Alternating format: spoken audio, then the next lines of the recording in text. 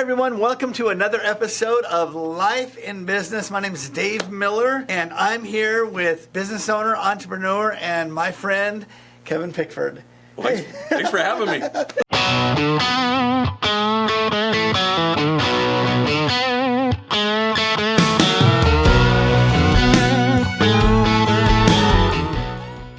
Thanks for being on here. Yeah. I meet with entrepreneurs, and I just like to talk about the mindset of an entrepreneur, what makes them tick.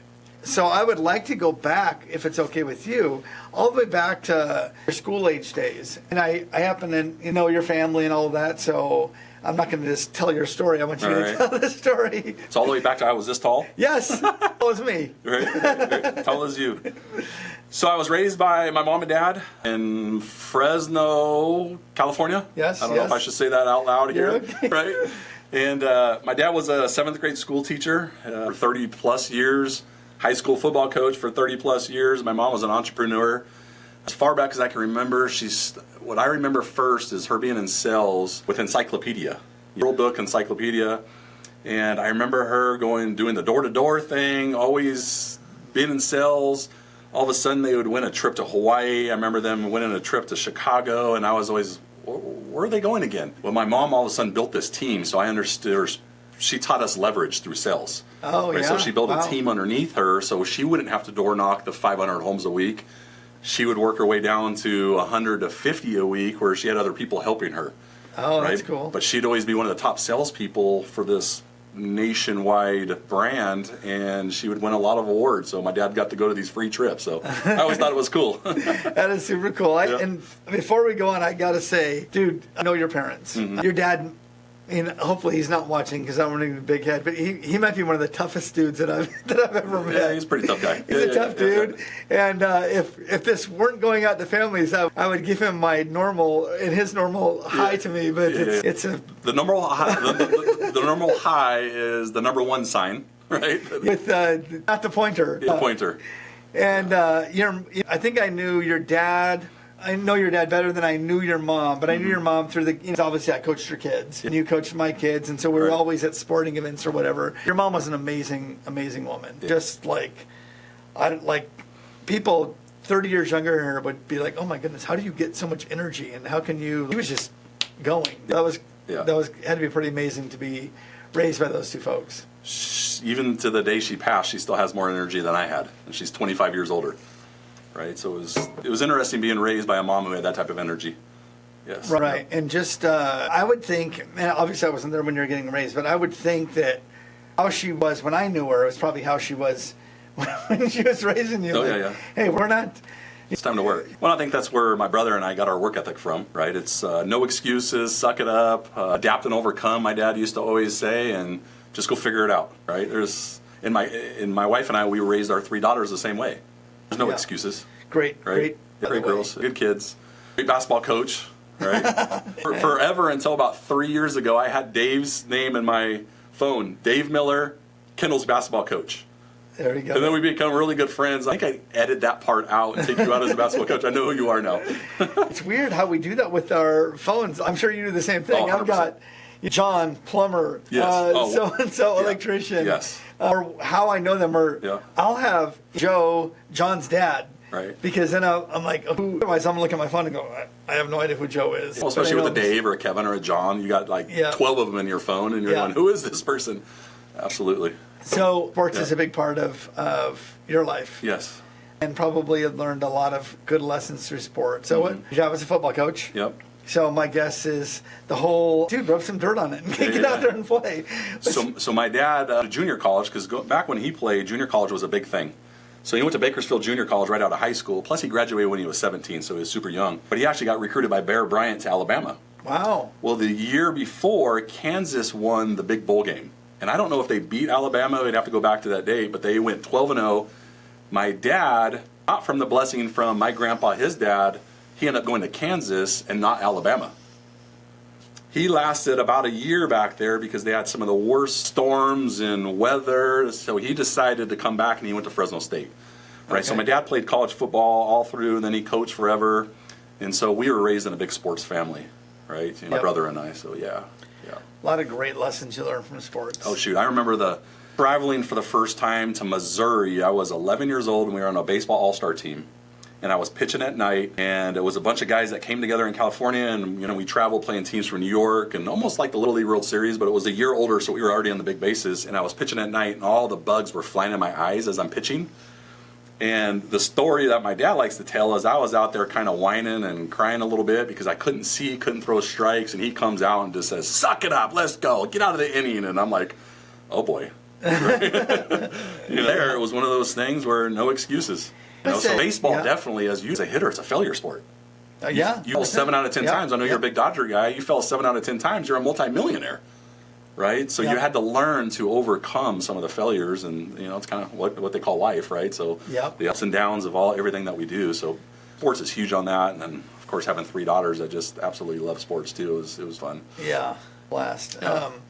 Your story about bugs and your dad just reminded me of a story that I think you just. Somehow these little things that will happen, these little moments in sports, kind of they just, stay in your mind for your whole life, it seems like. I remember I was playing shortstop one time, and the ball was hit up the middle, and it was, a low liner, and go for it. Well, the ball hit the back edge of second base, and so it changed its hop. Up the exact corner, and it caught me in my lip. My teeth went into my lip, and so there's, the blood, and stuff. And I'm just little, like 11, maybe 12. I know I was in Little League. And I come to the sideline, my lips bleeding, and I'm probably bawling or whatever. And my dad just grabs some toilet paper, shoves it in there. Get back out there. You're totally fine. And I'm like, okay. I didn't think about that. Now, they let you use. I wouldn't trade those types of things for anything because it just teaches you to, you're responsible. Get out there and do How many teeth did you lose? I got plenty of other ones. Well, I think that's what checked. Your teeth are there. They're all good, right? Dude, you're fine. Some Kleenex, and I don't know if that probably wouldn't be sanitary today. So I'm sure the cotton or whatever gets in your blood, who knows. That's so funny. Yeah, but years old, I can look back to when I'm 12 and remember that moment. And I think that little moments like that shape our life. 100%. They shape how we look at things. It isn't working right. Well, I got to fix it. You got to fix it. I go do it. Instead of complaining, you better adjust. Because in baseball, as some of those people, especially at the elite level, last at bat before, if you gave up a home run on a certain pitch, you might want to not do that again. You might want to change it up, right? Yeah, it lost me on elite level. I never reached that level. Let's go back to Little League then. I was as soon as the ball started to move, done. I was the kid that would lean in to pitch sometimes because I was pretty fast. So I was like, dude, getting hit by the ball, even though it hurt, it was less embarrassing than striking out. So I was like, well, you could turn getting hit into a double. Still second. Give me to first base. I'm going to steal second, but otherwise I'm going to strike out. And I was the opposite. My triples were doubles. My doubles were singles, so I was slow. I had to hit them far. So we're talking about baseball. You had some success in baseball. Talk about that. What was that? Because I'm sure there's lessons that you learned during that time in your life that you're using today. I was fortunate enough, out of high school, I was drafted, second round by the Pittsburgh Pirates. Played a total of 12 years, got up to the big leagues for a cup of coffee in 2002 with the San Diego Padres. Even pitched when people out there remember when Barry Bonds and Jeff Kent got in a fight in the dugout. I was actually on the mound warming up. My catcher's looking inside the dugout, and I'm going, hey, pay attention to me. And I look over, and those guys have each other by the throat. So, the lessons, again, just kind of talked about is everything that you learn from your young age. Right? I was gone, away from my family at 18 years old. Grew up in Fresno, signed, and all of a sudden I'm in Bradenton, Sarasota, Florida, at 18. Prior to cell phones, prior to FaceTime, right? Cell phone, and all of a sudden at 18 years old, you're going, holy cow, I need to grow up now. Right? Oh, I completely agree. I remember the first time I was ever on an airplane was when I was 18. I flew back to North Dakota to go to college. It's, with cell phones, you're on your own, and it's like, go get them. You got to be an adult, right now. I say this, and it's probably politically incorrect, but I think that 25, like 18, for the families that don't raise them, suck it up, adapt and overcome, which we see a lot, right? Right, 100%. Here in Coeur d'Alene, I've taken my sports, no longer anymore because my girls have gotten a little older, and you love to do this too. We got into coaching. So I coach with a guy named Terry Zufelt, and we just happen to fall in and meet each other Girls, our youngest were in second grade, right? But we found about 6 families that had their daughters play every sport with us. I would coach some park and rec soccer. He was the head basketball coach. I was the head softball coach. And these 6 girls just graduated high school. Yeah. It was kind of fun to watch. They were awesome. So yeah. the set followed us, and we had other girls, but I'm talking about these girls were with us since 3rd grade in every sport. Same type of parents. Super cool, suck it up, adapt, right? No run through a brick wall for you, and they're all out now in college. Some of them are playing college basketball. One's down going to Boise State. I mean, it's just to Florida for basketball. I mean, it's kind of fun to see where they're all at. Like, and just to see them all going, hey, this is my dream, and a lot of them got to fulfill it. And you know, one in Montana, Soph's down in Texas going to school, and it's pretty cool. It's right? super cool. And it's kind of sad that it's over. It's like, holy cow. I know. I kept looking at you when you were getting so old, but now that's happened to me. It's like, man. Just took Kaysen to my oldest child. I took him to a camp thing in Oregon, and I was thinking, this is just a few short months from now. This is what's not going to be at home. He's going to be. So we're empty nesters now. Yeah, you are. I went home for lunch. I went home for lunch, and I told Tamara this. This morning, I just happened to go downstairs before she did, and I'm eating breakfast, and all of a sudden I hear upstairs some footsteps. I'm like, oh, I wonder who's up. There's only one person upstairs. That's got to be weird. It was weird. It was the first time it hit me in the last couple weeks since they've been gone, but it's just the wife and I, Tamara. But it was weird. Like, oh, there's only one person upstairs anymore. Shoot, when did this happen? That's got to be I'm not there yet. Yeah. We had the exact opposite happen this last weekend for us. So I've got 5, as you know. 3 of them are at home. Well, my oldest daughter, her boyfriend's brother got married, so they were gone this weekend. Well, they have 2 dogs. So they brought them over to my house, and we got a little puppy. Yeah. So he's ours. So I literally had 5 dogs at my house. Oh my gosh. I was like. So if I drop mine off, you wouldn't even know. I wouldn't even know. And then my kids are at that age where they're just. I've got friends, and you know how it goes. Friends over all the time. You don't even know. I don't know if I've got 5 kids there, 12 kids. Well, you're social. I'm not. So. You're the one with all the friends. So obviously, over the years, we've probably talked for hours about sports. Mm-hmm. What else did we talk about? Hundreds of hours. Is there anything else out there to talk about? Maybe the last burger or something. Oh, there we go. Just kind of getting back to the business side of things. Yeah. So you're playing baseball. You had obviously a huge chunk of success, and then there's a setback. What happened? So I ended up having 4 total arm surgeries. The first one was Tommy John surgery. Then I had some bone spurs cleanup. I eventually made it to the big leagues after that with the Padres a little bit. While I'm with San Diego, shoulder starts to bug me. I have 2 shoulder surgeries, one complete repair of my rotator cuff labrum. I had to make a comeback. I actually go to Taiwan to go, and I remember calling my brother, and I don't know the exact numbers because it was in kilometers. And I remember calling him and saying, hey, this is how fast I'm throwing. He's like, dude, you're throwing 78 miles an hour. Which would be fast for me. It wasn't fast for them because they were treating me like I was an 8th grade boy, and they were hammering my stuff. So it was time to hang up the cleats. That's when we moved up here, and baseball was awesome. I got 12 long years with it, and the cool thing is Tamara got an education. She went to Fresno State, so every year her school would get out, let's say sometime in June maybe, I can't remember exact dates, so she'd come back wherever I was and be with me for 2.5, 3 months. So she got to see parts of the country with me, so it was pretty cool. Neat. Yeah.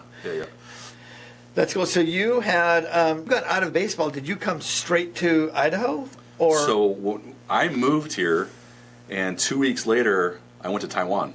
So you moved to Idaho while you were still in baseball? Yes. Okay, I didn't know So that. when I moved here, still trying to get ready because I was 30 years old going, man, I could still do this. You know, I got myself in good shape at the time, and I just couldn't extend my arm, and I couldn't throw hard, but I went to Taiwan, and when I got here, I went, and Lake City was nice enough to let me use their catchers over there. Right, so I'd go to Lake City, give them a little, pitching instruction, be able to use their catchers, to throw, stay in shape. 2 weeks later, in Taiwan, and I'm getting the crap kicked out of me over there, and I'm like, honey, I think it's time to quit. It's time to retire. Yeah. So what? Right into real estate, or like what did to do that rather than like the steady paycheck? Hey, I'm gonna this job and get something set. So at the time, my parents were still living in Fresno. Okay. But they already had a place up here with the plans when my dad retired from school, from teaching, which he was about a year away, I think is about 6 to 10 months from up, that my mom was a real estate agent already down in California. So she was in real estate at this Okay. time down there. And I said, you know what? I love the idea of getting into sales, even though I wasn't a very social person. I'm still not a huge social person. You know, I could do stuff, but it's one of those, when my day's done, I like to go coach the kids or be with the family, right? Right. So my mom's like, why don't you get your real estate license? When we move up here, we'll do this together. And she'll teach me, which she ended up doing, a lot about sales, a lot about negotiating, a lot about how to treat people, right? The whole win situations. Yep. So I can't remember exactly when I got back. September, probably end of October. By February 1st, I was licensed as a real estate agent up Okay. here. Yep. So you went, I went right into it. and then you're. I love the no ceiling. You know, Yep. the salary position understand. I was fortunate enough that I saved up some money, so you know I was able to get my feet wet and go see if this works. It took me a while, all of a sudden, to make a paycheck. And my wife's like, "Are you sure this is for you?" Because all of a sudden Yeah. you see the savings going like this, right? But thank God I stuck it out and Yeah. learned a lot from everybody at the office that we had at the time. So yeah. Yeah, and you know, the Life Public House, we spell life, L-Y-F-E, to Yeah. stand for Live Your Freedom Every Day. Yes. And that was really the basis of this show, is a lot of people get into entrepreneurship or working for themselves or whatever for the freedom. Yep. It's the, you know I work, but if I, for whatever reason, feel like starting my workday at 10 and working till 10 at night, Right. I'm free to do that. Well, you know, coming through with coaching, kids, Yep. coaching a lot of our kids, which we're all thankful for. I know you'd be traveling with Right. your previous line of work. Right. I was able to always time manage and schedule around, Yep. right? Yep. You know, so for kids, whether they are in a CYT Christian theater play and I'm looking at they were a tree or some small little part, I never missed anything of our kids, Yeah. right? That's- So it was awesome. I mean, if something was that sad to be there or 3 o'clock during the day, I would just, whatever I need to do business wise, I would schedule it before or after. Yep. But I never missed anything. I was always home for dinner. Yeah, so it just worked out that there was no ceiling on what you can make. You know, Yep. it's one of those, almost like a bonus structure, right? Yeah. Which I think athletes need anyways, but Yeah. yeah. Yeah, I mean, entrepreneurship, the negative side is sometimes the floor can be pretty low. Well, the floor for realtors is low. Yeah, yeah. Right? And that- You look and you go 2-week class, and all of a sudden you get your license, and you hope that your friends and family call you. But it's usually the payment of most people's lives. yeah. I can't think of anything bigger besides maybe if you got Bezos type money, like a yacht or anything. But a home is the largest investment of somebody's life, and so we try to ensure we treat that person Yeah, that's the cool. way they deserve. Yeah, that's cool. So how long have you been in real estate? 19 years, 19 years. way fast. Yeah. Yeah, Good grief. yeah. Yeah. What are you, like 55, 60? So if you're at 13 and add 19, so I'm 32. There you go. I'll be 50 in March. Oh, serious? Yes. And I'm getting old. Yeah. Because I'm like 5 years older than you. I just make it look a little younger. Oh, so. good grief. I think, just in the last 6 months, I've been noticing things in the mirror that maybe my eyes got, but things have always been there. So I knew I was going to be on this today, right? Yeah. So I used to say they're blonde hairs. My wife would say, no, that's gray. But the gray hairs start popping out a little bit more, like, here. So I'm over these darn things. I'm like, son of a gun. I have good facial hair like you, so I can't grow this out, So I remember it seemed like it happened in a 2-week period of time where my barber, puts the cape on, look down, and it's like white hair everywhere. And I'm like, this is Did you not shake prior to me getting in? I'm like, this is not good. Because it looked like the only hair that they cut was gray, and it does. So I keep my hair short on the sides because the grays just, they just go straight out. They go straight. Good night. Yeah. So it's in years. Yeah. You've probably realtors not make it. Right. Right. So in your mind, because when you're a realtor, you're an entrepreneur. It's your business. Whether you're going to go to work, you decide whether you're not So going to go to work. being in sales, I always translate it to like it's all of a sudden you went from high school to college. High school, the majority of parents kicking their kids out. You got to go to school today. You got to go to school. All of a sudden they go to college. They don't have class today. Right. Right. All of a sudden you get into sales. If you're a school like that, you pretty much have to go to work. Right. But if you're in sales, there's nobody kicking you out. All of a sudden you can sit around and be lazy all day, and all of a sudden it's 11 a.m. and going, hey, where are you at? Right. And you don't the money's not coming 30 days or 45 days, 60 days. 60 days. It took months to get my first paycheck. 6 months. I didn't know anybody, right? So you have to put together a business plan of how you get to meet people as fast as possible, and how do you get them to know, like, and trust you.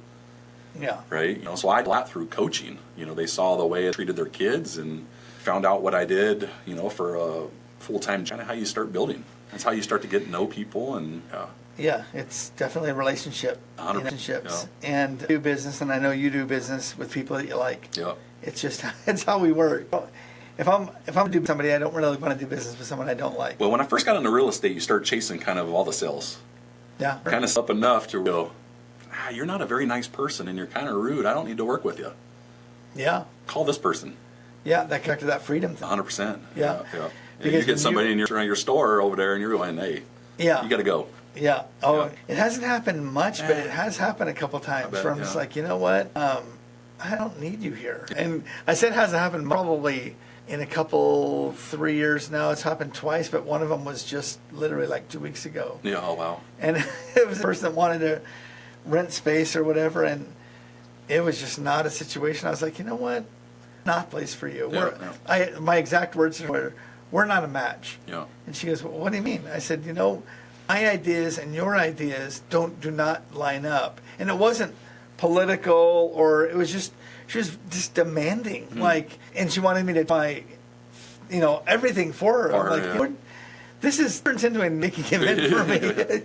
If I'm going to spend, $500 to put your event where I'm going to make $400, I'm paying for your event.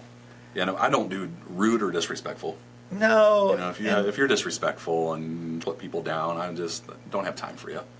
Yeah. Right. Yeah. Oh, it's stressful, thing, right? It is. The freedom thing, yeah. It is. And I remember when I first got into, we said, talking about chasing sales. I remember when I first bought Life, I said yes to everything as far as events. Yeah. And I community. And there were so many valid and good events that I wanted to support. And, a lot of them are charities or fundraisers. So I'd say yes to all of them. Mm-hmm. And I was, I started doing them. Okay, I can't fund, I can fund, some can't fund every charity. So I can't pay for all of my staff to be there to help you out for your event. And so you have to learn to sell. Respectfully, no. Oh, it's so tough. Especially for a person like you, that's tough. Yes, I'm still trying to learn that. I'm learning it. And a person like me I'm kind of thick-headed, so it takes me sometimes 6 or 7 times before I learn it, but man, you have to be able to say no. Yeah. And that's a tough deal. Yeah. Your real estate, obviously, selling homes, I would say the bread of real estate. Oh, yeah. If you're not selling homes or helping people buy homes, you're probably not making it in real estate. No. But I know your business has expanded. Mm-hmm. Kind of walk me through that. Okay, hey, I'm selling real estate. Now it's an investment property, or maybe now it's time to push all the chips in this real estate thing. Right. Yeah, how'd that work for you?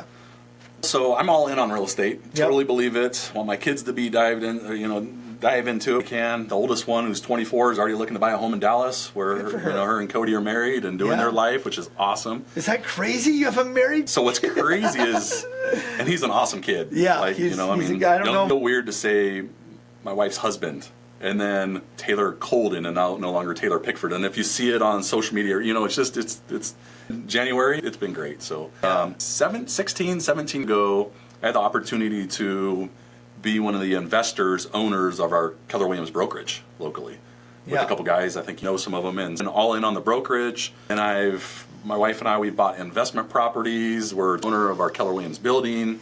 So just to have cash flow in, right? The hardest thing, as you know in your previous line, is you start accumulating some money and you're going, what can I do to have cash flow?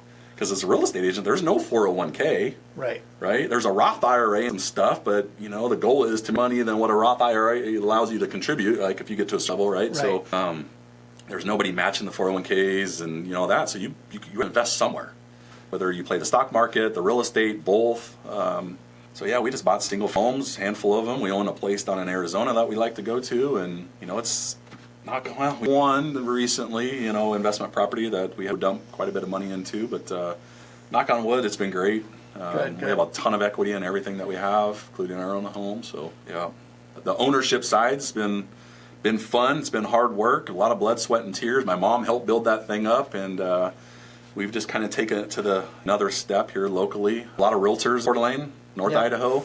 There's a lot of brokerages. There's a brokerage for every realtor. You know, as you know, we've come and go, and a lot of them watch HGTV and think it's that easy, right? Yeah. We know it's not. But there's a lot of things that go into real estate. Shoot, when I first got in, I had a full-page ad in the Sunday newspaper just to myself. Now I don't even know who reads the newspaper.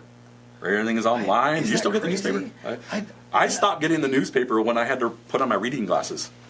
Right? When that newspaper was getting far and far away. I'm like, I can't do this anymore. So everything's online. We sell a lot of stuff through social media and brand yourself there.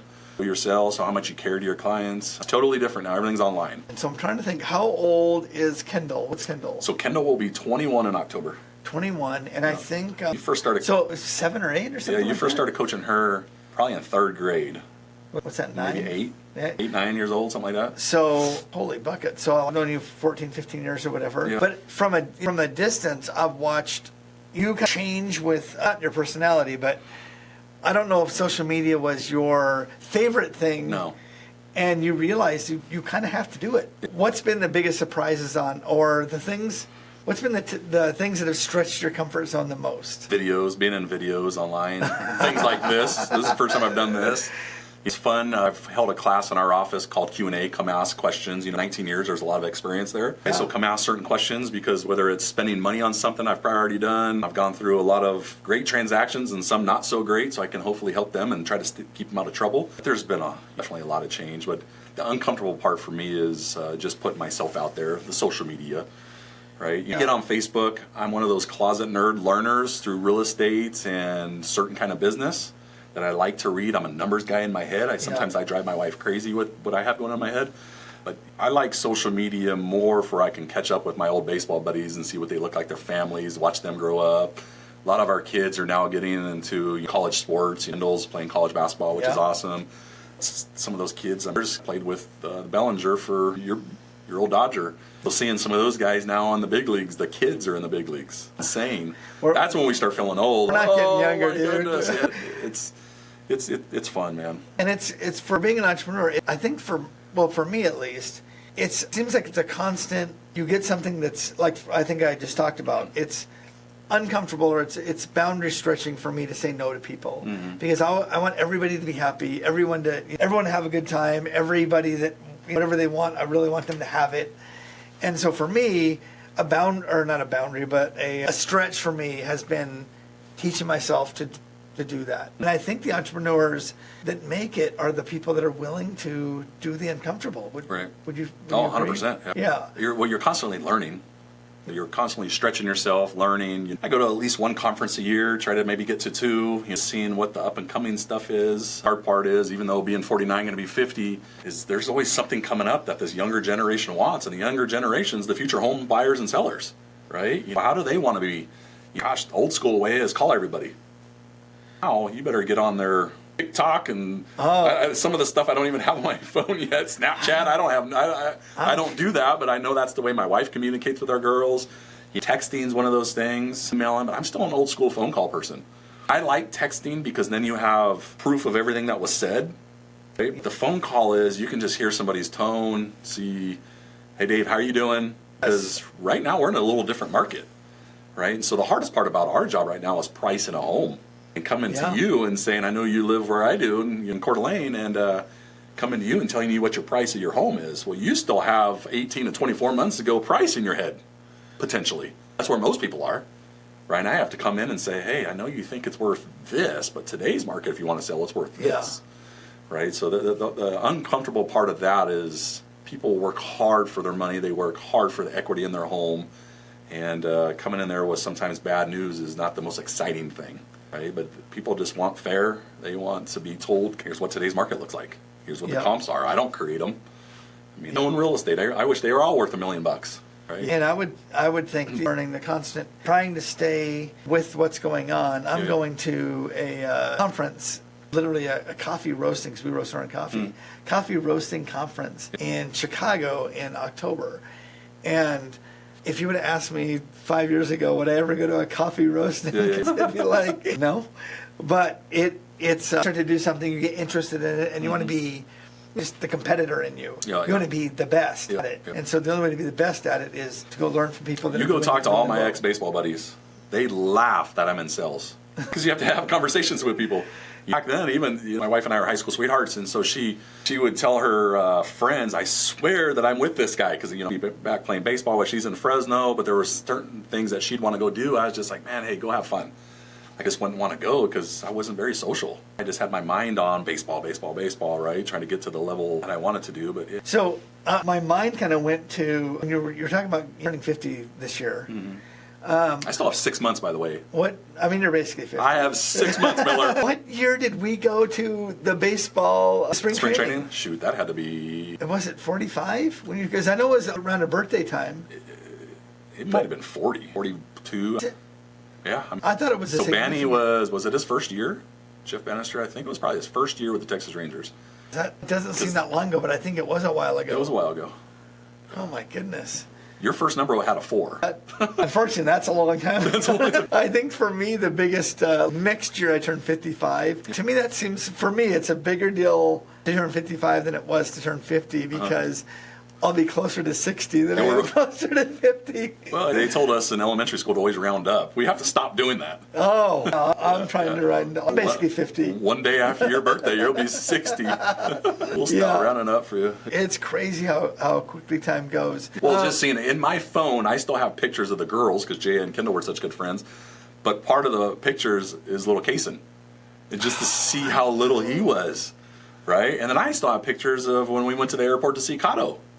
To see him, but more Kaysen because you knew him, still know him a little bit more, but just compared to where he is now, a young little, I'm not going to say man because he might listen to this, a young little punk, but it was just a young little kid, just baby-faced, kind of little pudgy. Remember how he went through his little pudgy stage? I know. And then, Well, I coached Kendall, obviously, but for me, Cameron was always Kendall's little sister. I never really coached Cameron, and now she's gone. She's in college. What is going on? She's in Arizona right now, and we're here, and it's just like, when the baby leave? That's it's weird. Crazy. I'm a big believer, and I love Grand Canyon. They both go to our oldest graduated from GCU, and Cameron, the youngest, is going to GCU. And I think it's huge that it's an easy plane ride to Phoenix. Yep. I think it helps them grow up. The little ties, because they all need it. Right? I love Idaho. I know that's where Bailey went, right? I think, right? She went. I still think a lot of kids, it's just a little too close because they can still come home every weekend to do laundry and all that. They never did. She cut the cord right when she left. We were kind of thinking, she'll come home. She'll go to Idaho. We'll go down there and maybe have lunch with her. And Thanksgiving, Christmas. She did this. She's like, hey, parents, see you later. That's awesome. I'm on to the next. It's healthy, but it's hard. It's hard. It's hard. Yeah. I know. I don't know. As a parent, you just kind of, you look at your kids, and my youngest is now driving all over the place, and watching her try to just. I'm taking my independent. Once they start driving, it's kind of like, gone. It prepares you not to see them because they're gone. Right? And I'm like, where are you going? Oh, we're just going to go downtown. Why? We got a perfectly good home right here. Bring everybody here. No, it's not the same. We did the same thing to our parents, I'm sure, back in the day. It's crazy. I just know this. If my wife ever watches this, she's going to laugh. But I feel like it's going to break me. She's heading to Dallas, my wife, to see Taylor, the oldest, in October, right? Which is awesome. Then we're going to go see Kendall for her birthday, and I'm sure there'll be trips to Arizona. Then we're going to go watch Kendall play a lot this year to play basketball. She's going to play all throughout California, so we're starting to plan our trips here and there. And again, it's something with sales that you're able to schedule around, right? Yeah. So plus I have a business partner that's here, and so when we try to, if one of us is going to leave town, the other one tries to stay here, right? So it's awesome that way. She has a daughter at GCU, doesn't she? Yeah, so Austin's her oldest. She has one semester left at GCU until she graduates, and then Taylor's her youngest, who graduated with Cameron, is here in town. Okay, that's just it goes by so quickly. Yeah. It's crazy, and but I think that getting back to the whole entrepreneurship thing and being in business for yourself, it is definitely one thing that's really hard to trade is that freedom level. Right. is that freedom to, obviously you've worked hard for 20 years basically.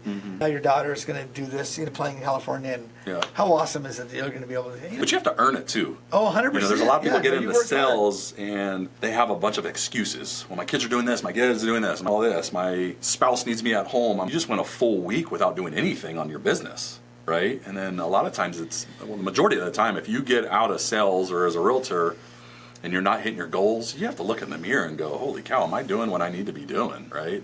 Yep. That's part of the ownership side that I feel bad is a lot of times just look at your calendar and then the people you hang out with, right? Yep. I used to do a lot of recruiting and still like to recruit for our office, and we get people that come to KW Keller Williams and we get people that leave Keller Williams, and the ones that leave, they a lot of times don't look in the mirror, right? Sometimes we say in sales, in life, you're taking yourself with yourself. Something's not going wrong. It's almost like going back to elementary day baseball. You have to adjust. You have to change something. You have to adapt and overcome, and sometimes look. And again, there's a brokerage for everybody if you're in real estate, but find those people, those mentors that can help you, right? I have a goal. How many agents or how many staff leadership at this brokerage that can help me get to that goal? Yeah. Right? And sometimes you just need the person to say, throw some toilet paper in your mouth. 100%. Get back out there. Sometimes you do that and you hurt people's feelings and they go somewhere else, but hey, good riddance. It's one of those where, again, there's a place for everybody if you're in the brokerage world, real estate brokerage. It's the relationships obviously in sales are critical, but the relationships that you keep, you touched on this, the relationships that you keep as far as the mentors or the coaches or the people that I want to have whatever, a practice like them. I want to be the salesperson that they are. I want to have a business that they have. Man, hang around them. 100%. Yeah. What I've found just in my brief experience, well, I say brief, but time goes by so quickly, so it's becoming more and more. I was in sales for 14 years, and so you're still in sales. Still in sales, yes. But I had my previous job. So even though I worked for a company, my boss was 8 hours away. Wow. My nearest coworker was 8 hours away. So there was nobody saying, hey, you got to do this. And so it was kind of my business that I had to run. I did have a bigger corporation to be connected with. Shoot, at our office, we get our top producers teach our classes. How cool is that? That's obviously cool. They come back and give back, and if you pick and choose and time block the classes that you want to go to, and you listen to these agents, and you just copy and paste, rip off and duplicate. You just go do what they're doing. What does their day look like? What does their week look like? What does their month look like? And let's just go do that, right? How do they treat people? What's the follow-up look like? It's just one of those things where, even though we're in sales, people shouldn't know you're a salesperson by that whole oh, he's really salesy. I've never been like that. I've known you in your... You want to sell your home, I'll come up and we'll work together. I'll tell you how I'm going to sell it, and you want to go see some homes with me, I'll show you one to... not too many. I'll show you enough to where all of a sudden you're able to pick, right? If we look at too many homes, I'm not doing my job of asking you the right questions about what you're looking for, right? Location, all that stuff. But yeah, it's one of those where I'm going to let you pick the house. And then if you ask me, hey, I'm between these two homes, I'm going to give you my opinion which one has the best resale. Yep. Right? Yep. And those, again, on that relationship deal, do you notice that people that are the learners, wouldn't you say the learners are the people that end up being successful? Oh, yeah. Because you learn, oh my goodness, what I'm doing isn't working. Yeah. Let me learn something new. Well, if you're constantly learning, there's less ego. Yes. Right? So they're up there learning from people who are at a place that we want to get to. Or, hey, I need to really work on this side of my business. Right. I need to have better communication skills. I need to have better time blocking skills. I need to have better marketing and advertising ideas, whatever that looks like. But if you're constantly learning, you just have less ego. Yep. Yeah. No, I totally. Nothing worse than a salesperson with an ego, a big ego. Yes. Like, hey, everybody loves to brag about their numbers and all that. That's awesome, and they've earned that. But it's just the way they say it. Right, and it's very off-putting. If that's, do they still use that word? Off-putting? No, I think it's actually the first time I've ever heard it. No, I'm playing. Well, I'm from a different generation, so I ask everyone that I try to ask everyone that comes on here. If you have, obviously, you've been an entrepreneur, different kinds of businesses, obviously in the real estate world, but different facets of the real estate world, and have watched things. If there is, whether you've got the person selling widgets, or the person in sales, or the person cleaning carpets, or whatever, the entrepreneur, whatever they're doing, doesn't matter. Mm-hmm. What's one piece of advice you would say, man, everybody that's in business for themselves, this is a piece of advice that I would give? A lot of it's just come up with a goal. I think it's a yearly goal that turns into a monthly, it turns into a weekly, right? And have somebody that's holding you accountable, a mentor or a coach that is beyond the goal, right? And really lean on them, right? You have to have help in this business. Because again, if you go away, now all of a sudden we're going to college, which is sales, and if we're going out there by ourselves constantly, you're going to get lost. Yes. Right? So I always think have some type of mentor, have somebody that's holding you accountable, have a coach. It's the hardest thing, but coming from baseball is one of those where you don't even have to pay for it. Truly, at our office, our top producers teach classes. That could be one of your mentors. They don't even have to know it. But if they teach once a month, just go listen to everything they say, right? Yes. When I first got into real estate with Keller Williams wasn't big locally yet. So I went over to Spokane and listened to a guy named Bruce Hardy. He was the Australian. Everybody knows his Australian accent. Dude, I'm not in real estate. Yeah. I've heard that name. Well, everybody remembers him, right? And he branded himself well that way, Yeah. and he still does. So he runs our region now, so he's worked his way up. But I went to everything. So I was like, hey, if it's good enough for him, it's good enough for me. Right. Almost back when I had baseball. I had arm surgeries. The doctor showed me all these pictures, and I see Nolan Ryan up there. I see all these huge pictures, and I'm like, oh, if it's good enough for those guys, it's definitely good enough for me, because I'm a nobody compared to them. Right? Yeah. So I think in sales, you just have to be around people who have been there and done that. Yes. Right? Absolutely. Yeah. Do you find, 'cause it seems like I'm seeing this over and over again, regardless of what kind of business they're in, that most good entrepreneurs really do want to help people? Yeah. Do you see that? Yeah. It gets back to no ego. I see Right. that people that are very successful in their business and aren't the first to tell you about it seem like they really do want to help people. Right. Yeah. Yeah. Have you seen that? Yes.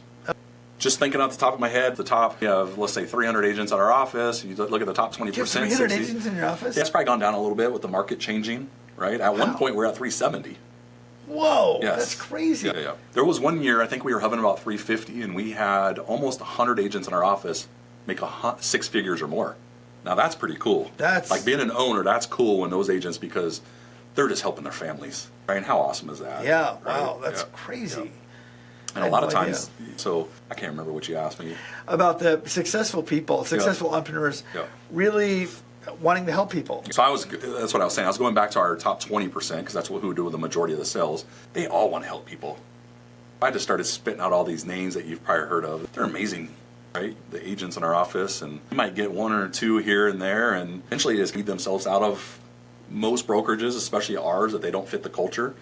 But our agents, they definitely want to give back and help out, right? Then we do stuff for the community, and we have something called Red Day, where there's almost 80% of our office goes and helps out. This year was, I think the last few years, has been at Camp Luther Haven, where we're doing anything that they ask us to do. And you take that much manpower out in one day, it's pretty amazing what you can do. So yeah, That's we cool. definitely want to help. So You said it a few, probably 3 or 4 times in this conversation, getting the ego out of the way. yeah, And I think for everybody, want to think that we've got the answer. right. And I know for a lot of the things that we've done that have worked, it's usually me calling somebody and saying, oh, dude, I want to do this, but it's beyond my level of understanding, beyond my level of expertise.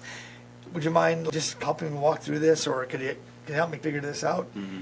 It's amazing. I've never been told, oh, no, I'm not going to help you. I don't have time for you. People are so cool. Oh, man, here's what you do. I've had people, I had a gentleman because I'm not a social media guy. I do it because I have to do it, I feel like. The podcast thing, I'm just having fun. Right. I'm just sitting down and talking to people that I respect and value their insight, and I mean, it's been a ton of fun. But I had a gentleman, Phil, from Phil's Lawn Care, who's a content creator, and he's the guy that does all those yard things, and super cool dude. And I reached out to him because he's a member at Life, and I reached out to him and I said, man, what you do is really cool, and I'm trying to do this stuff on social media, but I just don't know what I'm doing. And he goes, you got to get this mic or this video or this whatever program. And I'm like, can you say that again? I'm going to write it down. Literally lives like in North Hayden. He goes, are you there? And I go, yeah. He goes, he drives down to Life to give me the information. And then I'm like, oh, if they don't have this, is there another brand? And he looks at me, he goes, never mind, Dave. jump in my car. It takes me to Best Buy to help me buy this stuff. That's awesome. I don't even know this. I didn't know this guy. Yeah.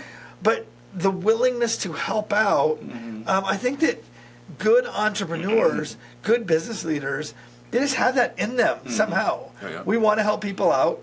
And I included myself in that. Yeah. We want to help people out. And I think it's getting over our ego to ask. Like, I don't know what to do here, or I'm struggling with this. Can you help me? Which is being a good person, too, right? You know, helping somebody that doesn't understand what they understand. Yes. Right? And I'm just your stuff comes back to you. So I'm going to tell a story, and I've told a few people this story, but I've never said it publicly, and I've never told it to you. Right, so I apologize. No, it's good. So 6.5 years ago, I don't know if you remember what happened 6.5 years ago. I do remember. So Mom passed away 6.5 years ago, right?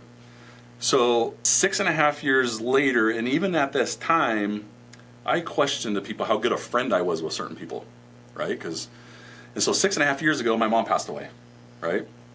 And I'm at the hospital here at Kootenai Medical, and they have to fly my dad, who I thought was going to pass. I mean, I thought he was gone, the same thing, but on life flight, I think that's what it's called.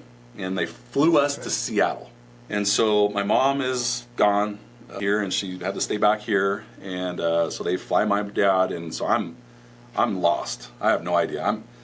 I don't know if I ever told you this. They put me on the ambulance with my dad, and they put my mom on a different ambulance, and I was so mad that nobody was with my mom. Right, all of a sudden she's going away, even though she was gone. But I didn't know how to feel about it. Go to the hospital, put us on this flight. All of a sudden I'm in Seattle. Don't know what's going to happen with my dad, right? Because we're going in there to put him in a hyperbaric chamber from carbon monoxide to see if he can come back, because there's nothing locally that he can do. So you remember this, but I have no idea. 5 hours, I'm sitting in Seattle. 5 hours goes by, I guess. All of a sudden, I look in a room, and who shows up? Dave Miller, which was pretty stinking cool, dude. Yeah. That was awesome. So, and I asked you, I said, what the heck are you in here? And I don't know if you remember this. You said, I didn't want you to be alone. I thought that was cool, dude. Yeah. Dude, I wouldn't want it. Yeah. I want to be alone, dude. So I don't think I've ever told you this, so thanks for doing that. That was awesome. And seriously, I've told a handful of people this, including people you know. And I can't believe you did that. I thought it was great, but I've questioned my friendships with people. I even questioned that, going, if that would happen to Dave, would I have done the same thing? I'm like, dude, I suck as a friend, because I can honestly say I don't know. Right? And that sucks to be able to say that, but I have no idea what your thought process was. I don't, because you were at the hospital, right? I think. Yeah. And then I don't know if you went home and stayed there, but all of a sudden it's like, dude, here's Dave freaking in the hospital in Seattle. You don't want me to be alone, right? So if anybody's still listening to this, I want them to know this is the type of person you are, and this is why good things come back to you, right? Just because everybody in this community, you're well known in this community. You've done great things. All the kids that you've coached have loved you to death. Kendall loves you. That's why she loves taking those photos and telling you you're number one if we're at El Pollo Loco in California or wherever we're at. Because we've done vacation as a family, at the beach before. And but I still thought anytime I see your name across and all that. So I thought it was super cool that you did that. And I don't know anybody else who would have done that. To say, I didn't want you to be alone was pretty badass. Yeah, well, 6.5 years. It's been 6.5 years that happened. That's so crazy. I mean, and speaking of my mom, earlier I brought that up, but I didn't want to because I didn't know where this conversation was going to go. For my mom to be the most type A personality to know, high D in the disc. Yeah. She passes away from carbon monoxide, which is called this killer. It kind of makes me smile now. It took me about a couple years, but it makes me smile to know that she went away quietly. Because that lady would have kicked and clawed her whole freaking way out here. She would have gone and kissed my butt and, all that stuff. But she just fell asleep and never woke up. Right? It was a terrible night. But it was one of those things where you just have to learn. And that's, I think, about 30 days after. My dad said that whole thing I've heard growing up, adapt. Well, what are you going to do now, Dad? Well, I'm going to adapt and overcome. What am I going to do? Right? But So 6.5 years ago, you made a huge impression on me, even though we were friends prior to that. But that, again, is just pretty cool. So thank you. Yeah. Well, you're obviously way more than welcome. Yeah, I remember this, but your dad is lying in the hospital bed. Yeah. And remember the first thing he saw you. You remember that? I was like, hey, I have a picture of it on my phone. You remember Dave Miller and your dad in his, raised his hand to up. What it was with the pointer. It wasn't with the pointer. And I was like, I remember like just kind of chuckling, thinking, you know what, dude, this guy's too tough. This isn't. He's got this Well, thing. I'm pretty sure you were here at this time because I remember asking the doctor, how long do I have when my dad starts waking up? Because we didn't know if he was going to be a vegetable or what. Right. Right. And he said, well, if he wakes up and he's all there, you probably have an hour or so. But he might not be all there. So I didn't even, Tambra and the girls didn't even fly to see because I didn't want the girls, their last memory to be of Grandpa being a vegetable. So I said, hold off. And then when he woke up, as soon as he wakes up, I don't remember this, where's Mom at? And I was like, oh my gosh, I have to tell him right I now. remember that. And he goes, did I have a heart attack? And I was like, no. And I had to tell him that his wife, my mom, they were 1 year away from being married for 50 years. I remember that. Right? And that was the hardest conversation because by then I think my brother got there because he flew there that night. And Yep. so it was the three of us in there and my dad is, and I'm like, oh gosh, I have to tell my dad right now that his wife is no longer here. Yeah. That was not easy. No, That I was remember something that. like, That was I look at you and my brother going, can somebody else tell him, please? But being the oldest, I think it was my job there, and it was tough. Yeah. I remember that. I mean, I'll never forget that moment because your dad, as he was or is, I mean, I honestly, I think he could kick my butt right now. Oh, he could. He could probably take both of us. But as tough as he was, like he wanted Mom. Yeah. Like woke up. As soon as he woke up, where's Mom at? Yep. And I remember asking that doctor, I'm like, that's 60 sequence, not an hour, like for me to prepare what I was going to say. Right. I thought you handled it really amazingly. That was, there are quite a few things I remember from that night where, big one was the ambulance, me having to split and do that. Oh. Yeah. If you remember being in life, and this is a lot of our jobs too. I remember there was a pilot because we were on a small little plane, and then there were two guys, and their job was to kind of, I was in the stretcher and hold the stretcher. I was sitting in the back, and this is how important life is, but sometimes we don't think about it. I remember the two guys smiling and kind of just jawing with each other and laughing, and I'm sitting back there ready to crack their heads. Yeah. Yes. And to them, this happens every night. Yes. Right? It's just a number. And so I had to really mentally tell myself, don't turn into my dad and go be a tough guy, because legit, did not want to see anybody smile. Right. That was the furthest thing for me. And so I'm like, holy cow. And, again, nothing against them. It's just the way I was feeling. But, yeah, it was tough. Yeah. Yeah. Tough night. Yeah, I mean, Tough night. Yeah. I could only imagine what you had gone through, because obviously I can't say, oh, dude, I know what you're going But through. talking about my mom, I learned all my sales from. A lot of it. Right? How to treat people, because, he's at the beginning. People today I haven't talked to in a while, and they're like, oh my gosh, I miss your mom. Your mom was so awesome. Your mom was I hear this. that. Yeah, she just a lot of people's lives. She did. Yeah. Yeah. She enjoyed it. She was so genuine. She'd have conversations with people, and they would 100% know where she would stand, but she wouldn't give you an uneducated answer. No. They were super smart. She read constantly, whether it was, novels, right, from famous writers and stuff, right? So she was able to talk about a lot of things. My strength is about that big. I joke that I can ride a motorcycle down good at the lane that I'm good at is a motorcycle and maybe a little side-by-side. If I step out of that lane, I suck, right? Oh, yeah, Andy, my wife doesn't allow me to hang up family photos. I can't fix anything on a car. Dude, I couldn't change my freaking I can't do any of that. Right? For my Toyota today. Yeah. Oh, One thing Bruce Hardy from Spokane taught us is there's not a job too small not to subcontract out. Oh. Right? But I'm not good at any of that. And I get frustrated. And then I just finally said, I'm going to stop trying. Because, my hands feel numb. It's really weird to describe, but you put a screwdriver in, I just don't know how to do it. So I'm not a guy's guy. Don't know how to do it. Sports was one thing, but 6 months away from being 50, what does sports do for you anymore? Just tell me if this doesn't sound like your mom, because when you're telling that story, I just had this back. So we adopted Kato, just going to try to transfer into real estate for a brief time. And then, like, maybe 2 months after that, Cotto came back, and it was kind of like, my focus needed to be there. Yeah. There was a lot of dynamics in play there, and, just help this young man who had seen so much assimilate. No.